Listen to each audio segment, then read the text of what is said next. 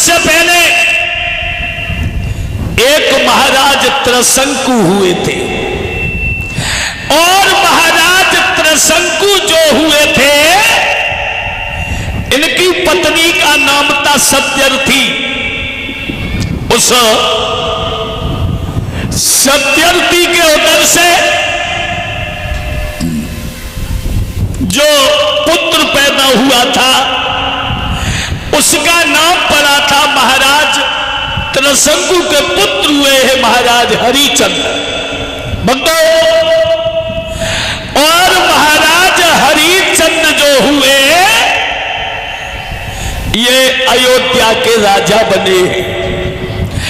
अब महाराज हरिचंद्र को लोग सत्यवादी राजा हरिचंद्र कह के बुलाते हैं, मगर हम इस बात को बता रहे हैं,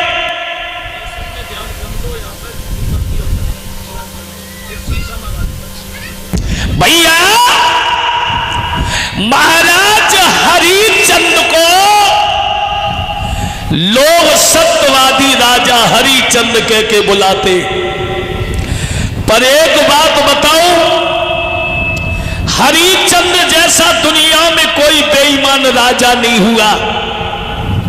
ये पहले बहुत बड़े बेईमान हुए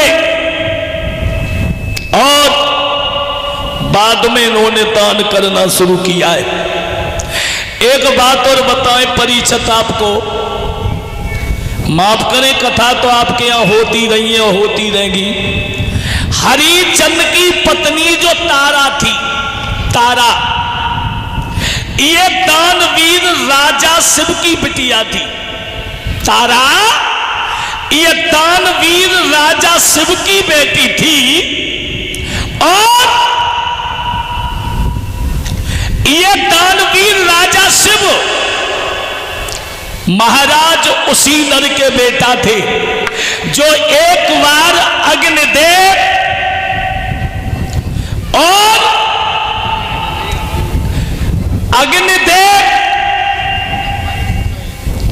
और इंद्र, ये दोनों कबूतर बाज बन करके गए थे।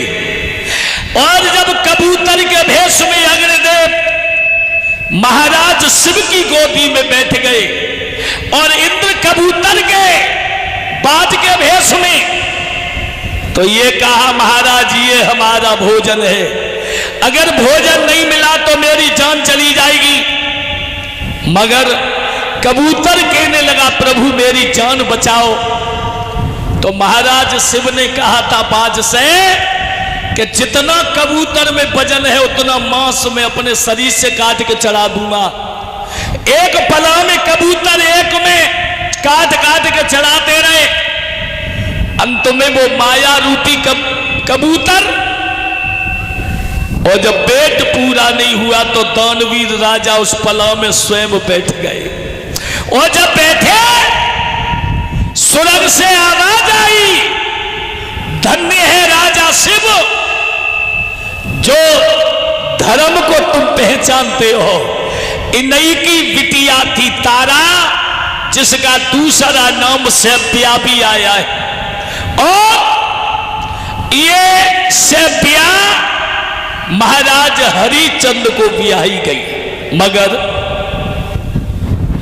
हरिचंद्र के आंगन में कोई न बेटा है न बिटिया है। महाराज हरिचंद्र दुखी है सो है, तारा भी बड़ी दुखी है। एक दिन महाराज हरिचंद्र आंगन में आए, तारा ने अपने पति को आंगन में बिठा करके एक बात कही है महाराज,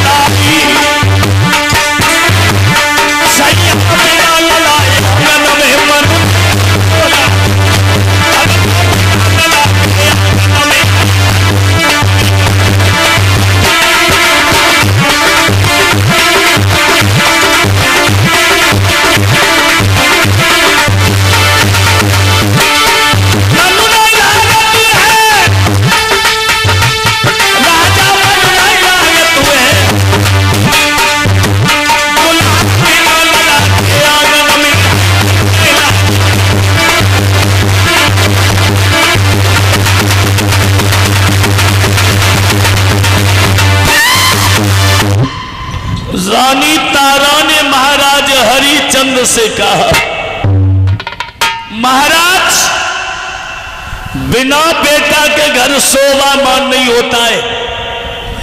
कोई तुम्हें नरवंशी कहता है, कोई हमें बाज कहता है। हरिचंद बोले, पागल हो गई है?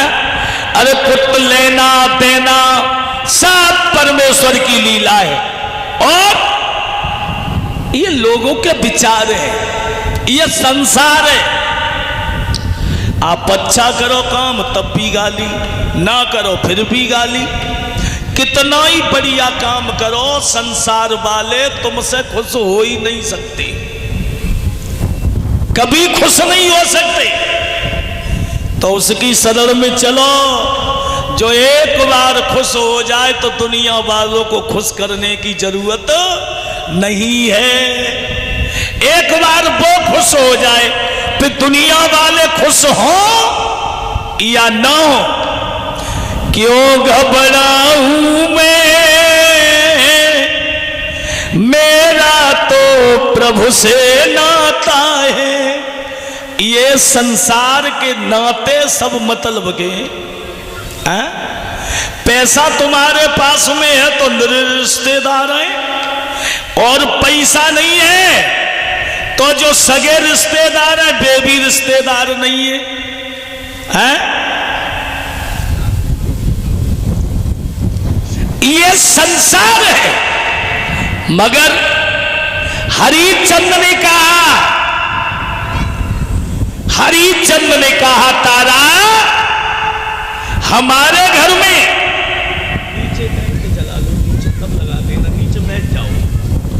हमारे घर में कोई बेटा नहीं है, तो एक काम करो, चलो भगवान का भजन करो।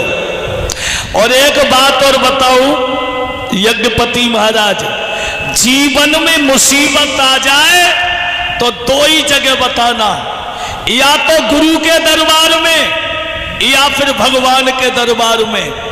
ये संसार वालों को मुसीबत बताई तो हल नहीं मिलेगा, केवल तुम्हारी हंसी और खिल्लियां बनाएंगे संसार वाले लोग, और तुम्हें कुछ दे ही नहीं सकते सिवाय हंसी के अलावा। तो महाराज हरिचंद ने तारा से कहा, जब दुनिया में संसार का सहारा छूट जाए, परमात्मा की शरण में चलो और भगवान का भजन करेंगे। भक्तों, महाराज हरिचंद, बिटिया ए लाली पैर समेट के बैठो, तो मौत टोरे। कहने का मतलब है महाराज हरिचंद चले हैं पत्नी को लेकर, और जब ये लेकर के चले तो इन्होंने भगवान वरुण जी की तपस्या करना शुरू कर दी है, और भगवान वरुण जी की तपस्या की परसों सी हो गई